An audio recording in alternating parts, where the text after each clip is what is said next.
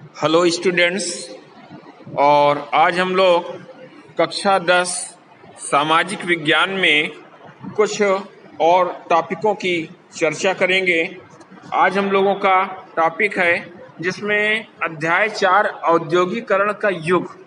अब इस अध्याय में हम लोगों को कई चीज़ें पढ़नी है कि जब औद्योगिकरण हुआ और उसके पहले की कंडीशन, औद्योगिकरण के पहले की कंडीशन, और वहाँ पे यूरोप में और भारत के क्षेत्रों में कैसा औद्योगिक विकास हुआ था, किन किन क्षेत्रों में हुए थे और किस तरह तकनीक का विकास धीरे धीरे आगे बढ़ा, और फिर औद्योगिकरण के बाद कैसे तेजी से आगे हम लोग बढ़ गए, इन सब के बारे में हम लोगों को शुरुआत में इसको देखना है और इस अध्याय को हम लोग पढ़ते हैं।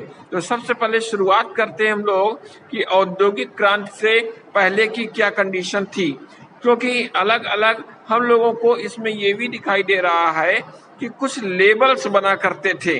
और लेबल्स क्या होते थे कि जब भी कोई सामान बनाया जाता था और उनको बेचा जाता था तो उसमें लेबल्स लगाए जाते थे, और लेबल्स के आधार पे वहाँ पे जो धार्मिक भावनाएं वहाँ की थीं, उन भावनाओं से वहाँ पे बिक्री का कार्य बढ़ाया जाता था। तो सबसे पहले हम लोग देखते हैं लेबल। लेबल क्या होता है इसके बारे में आज हम लोग पढ़ते हैं, लेबल क्या होता है। तो लेबल वस्तु पर संलग्न एक सूचना पत्र हुआ करता था। उस समय क्या होता था? सूचना पत्र होता था जिस पर वस्तु के उत्पादक एवं उत्पादन स्थल का अंकन किया जाता था। किसी भी वस्तु पे जो लेबल लगा दिया जाता था उसमें वह जानकारी दी जाती थी लोगों को कि वस्तु का उत्पादक कौन है और उत्पादन स्थल कहाँ है। साथ ही इसे वस्तु की गुणवत्ता का प्रतीक भी माना जाता था। भारत में भी लेबल का प्रारंभ हो गया था जब मैनचेस्टर, ब्रिटेन, मैनचेस्टर कहाँ है? ब्रिटेन में है। तो मैनचेस्टर में उद्योगपतियों ने भारत में जब अपना सामान बेचना शुरू किया तो इससे यह लाभ हुआ कि जो खरीदार थे, खरीदारों को कंपनी का नाम व उत्पादन की जगह पता चल जाती थी।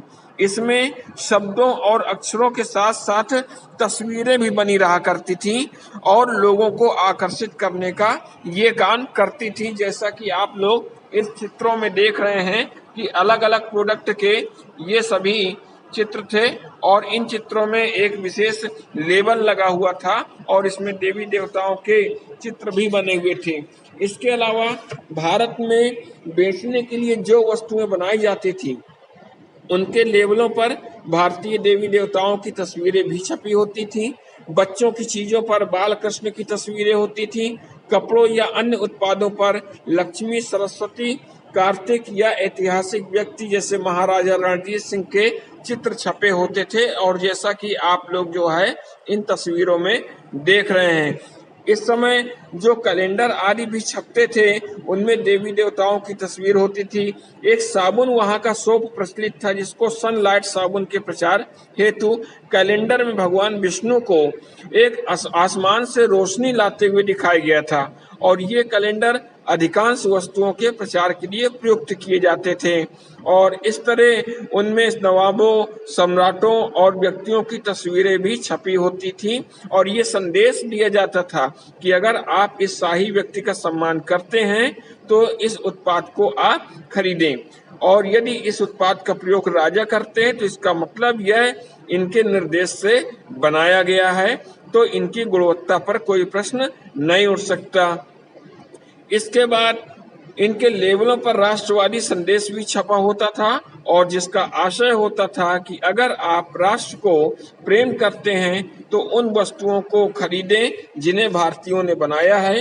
ये विज्ञापन स्वदेशी आंदोलन के राष्ट्रवादी संदेश के वाहक बन गए और इस प्रकार लेबल कंफर्म हो गया कि किसी भी उत्पाद के ऊपर वो लगाया जाता था और वहाँ उसकी जानकारी मिल जाती थी। ठीक इसके बाद एक चीज और हम लोग देखना चाह रहे हैं यहाँ पे कि जब औद्योगिकरण की शुरुआत हुई और उस औद्योगिकरण की शुरुआत में मशीनों का काम प्रारंभ हुआ और मशीन और तकनीक का जो प्रचार प्रसार हुआ वो कैसे प्रारंभ किया गया, इसके बारे में भी हम लोग देखते हैं। तो जब औद्योगिकरण की शुरुआत हुई तो व्यापारिक पत्रिका एक बनाई गई और उसमें 100 वर्ष से भी पहले की छपी एक तस्वीर में 2 जादूगर भी दिखाई देते हैं और उसमें अलादीन है। एक ऊपरी हिस्से में अलादीन है जो अपने जादुई चिराग को रगड़कर एक भव्य महल का निर्माण कर रहा है। निचले भाग में एक आधुनिक मैकेनिक है और जो अपने आधुनिक उपकरणों में एक नया जादू चला रहा है, जैसे पुल, पानी, जहाज, मीनार, गगनचुंबी इमारतें, ये सब बना रहा है। और वही मैकेनिक पश्चिमी और आधुनिकता का प्रतीक बन जाता है। इसके अलावा ये गाथा जो दिखाती है आधुनिक विश्व की कि विश्व में तीव्र तकनीकी बदलाव कैसे तेजी से हो रहा है, आविष्कार, मशीनें और कारखाने, ये सभी सामने प्रकट हो रही है और औद्योगिकरण को विकास का प्रतीक बनाकर औद्योगिक युग के तकनीकी प्रगति के भव्य युग के रूप में ये प्रकट करती है।